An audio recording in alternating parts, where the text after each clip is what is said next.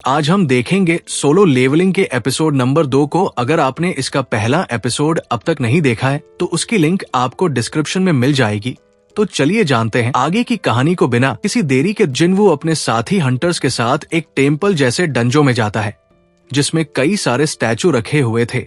अचानक ही ये स्टैचू हिलना शुरू कर देते हैं और 2 हंटर्स मारे जाते हैं। सब लोग ये देखकर बुरी तरह से डर गए थे।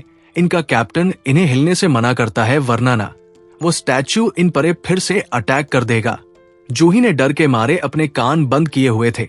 कैप्टन जिनवू का शुक्रिया करता है क्योंकि उसने स्टैचू के हिलते ही सबको नीचे झुकने का बोल दिया था, वरना वो सभी लोग झुलस कर मारे जाते। तभी जिनवू देखता है कि कैप्टन का एक हाथ कट चुका है और वो उस हाथ पर पट्टी बांधने लगता है ताकि ज्यादा खून ना बहे। वैसे तो जूही को अपनी हीलिंग पावर से कैप्टन का इलाज करना चाहिए था, लेकिन वो बहुत डरी हुई थी तो कैप्टन उसे कुछ नहीं कहते। इसीलिए बी रैंक की हीलर होने के बाद भी जूही को छोटी रैंक के मिशंस पर ही भेजा जाता है। कैप्टन खुद भी रैंक के मिशन पर जा चुका है और अपने अनुभव से वो बता सकता है कि उनके सामने जो मुसीबत है वो जरूर एस रैंक जितनी पावरफुल है। कैप्टन को अब पत्थर पर लिखे नियम याद आते हैं। पहला कि गॉड की पूजा करो, दूसरा कि गॉड की जय जयकार करो और तीसरा गॉड पर यकीन करो। जो भी लोग इन नियमों का पालन नहीं करेंगे वो यहां से जिंदा वापस नहीं जा सकते। जिनवू समझ जाता है कि जो सबसे बड़ा स्टैचू है वही गॉड होगा। दूसरी तरफ हम एक लड़की सोंगी को देखते हैं जिसने हाल ही में हंटर एसोसिएशन को ज्वाइन किया था और ये लड़की जिनवू की सिस्टर जिना की दोस्त है और दोनों एक ही स्कूल में पढ़ती है। सोंगी जिन्हा से पूछती है कि उसका भाई भी एक हंटर है ना, जिस पर जिन्हा बताती है कि हाँ, लेकिन वो सिर्फ ई रैंक का हंटर है और हमेशा घायल होकर वापस आता है। जो सुन सोंगी कहती है कि अगर वो उसकी जगह होती तो ऐसा कभी नहीं होता। इधर कैप्टन और जिनवू सोच ही रहे थे कि उन्हें आगे क्या करना चाहिए। तभी इनमें से एक हंटर चिल्लाते हुए कहता है कि वो यहाँ नहीं मरने वाला। उसने हाल ही में एक बड़ी कंपनी ज्वाइन की है। उसे पूरा यकीन था कि अपनी फास्ट स्पीड से वो स्टैचू के अटैक करने के पहले ही यहाँ से निकल जाएगा। अब ये हंटर बिजली की तेजी से यहाँ से भागने की कोशिश करता है, लेकिन वो गॉड स्टैचू पलक झपकते ही उस हंटर को जला के राख कर देता है। ये देख सभी समझ जाते हैं कि ये स्टैचू चाहे तो उन्हें कभी भी मार सकता है। वो इन्हें चींटी की तरह मसल सकता है, लेकिन ऐसा है तो उसने अब तक सभी को मारा क्यों नहीं। इसके बाद जिनवू को पत्थर पर लिखे नियमों की याद आती है और वो समझ जाता है कि वो नियम इस टेम्पल के हैं। जिनवू अब खड़ा होता है और उस गॉड स्टैचू के सामने सिर झुका लेता है, जिससे वो स्टैचू जिनवू को नहीं मारता है। जिनवू अब बाकी सबसे कहता है कि वह स्टैचू के सामने अपना सिर झुका ले।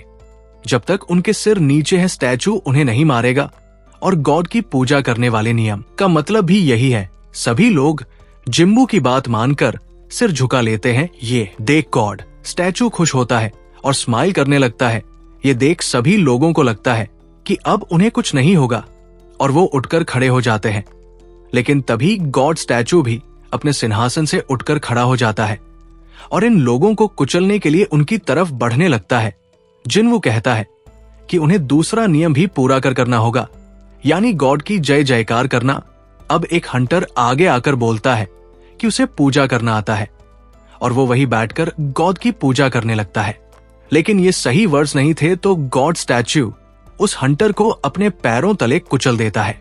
इसके बाद वह एक लड़की को भी कुचल के मार देता है। सभी लोग अपनी जान बचाने के लिए इधर उधर भागने लगते हैं। पार्क यहाँ बिल्कुल मरना नहीं चाहता क्योंकि उसकी फैमिली घर पर उसका इंतजार कर रही थी। वो भागकर कोने में चला जाता है, लेकिन वहां खड़ास्ट यू पार्क को बीच में से काट देता है। जिनवू को समझ नहीं आता कि वो किस चीज की जय जयकार करे, क्योंकि ये गॉड तो एक शैतान के जैसा है। लेकिन वो हार नहीं मान सकता। वो आसपास कुछ क्लूज खोजने लगता है और नोटिस करता है कि कोने में जो स्टैचू खड़े हैं उन सब के हाथ में किसी ना किसी तरह के हथियार है। लेकिन कुछ स्टैचू ऐसे थे जिनके हाथ में हथियार की जगह म्यूजिकल इंस्ट्रूमेंट थे। जिनवू कहता है कि सभी इंस्ट्रूमेंट वाले स्टैचू के नीचे चलो। कैप्टन ऐसा ही करता है और क्योंकि उस स्टैचू के पास कोई हथियार नहीं है तो वो कैप्टन को नहीं मारती और म्यूजिक बजाने लगती है। किम भी ऐसा ही करता है, जिससे वो सुरक्षित हो जाते हैं।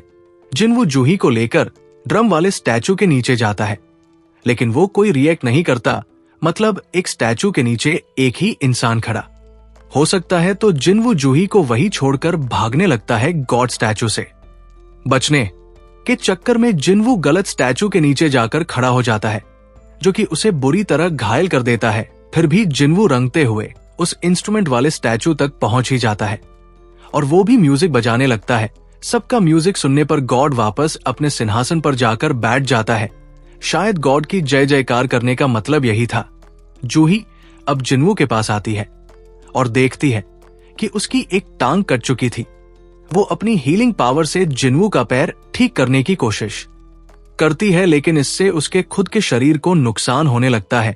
मिस्टर किम इन सबका जिम्मेदार कैप्टन को बताता है, क्योंकि वही उन्हें अंदर लेकर आया जबकि इन्होंने वोट से फैसला किया था। फिर भी कैप्टन अपनी गलती मानकर जिम्मेदारी उठाने को तैयार था। ये सब लोग आपस में बहस कर रहे थे, तभी टेम्पल के बीच में एक प्लेटफॉर्म बन जाता है। जिनवू पहचान लेता है कि ये एक ऑल्टर है जिस पर गॉड को किसी जिंदा चीज की बलि दी जाती है। तीसरे नियम गॉड पर यकीन करो का मतलब यही है, यानी इनमें से किसी को बलि देनी होगी। किम अब कैप्टन के गले पर तलवार रख के उसे ही बलि देने को बोलता है, और वैसे भी उसने जिम्मेदारी लेने को कहा था। कैप्टन किम की बात मानकर ऑल्टर की तरफ जाने लगता है। जिनवू जानता था कि इसमें सिर्फ कैप्टन की गलती नहीं है, उन सबने यहां आने के लिए वोट किया था। अब जैसे ही कैप्टन ऑल्टर के पास जाता है तो वहां एक आग जलने लगती है। कैप्टन को समझ नहीं आता कि अब वो क्या करे। जिनवू कहता है कि वो ऑल्टर को करीब से देखना चाहता है। 2 हंटर जिनवू को लेकर ऑल्टर के पास जाते हैं, जिससे वहां 3 जगह और आग जल जाती है।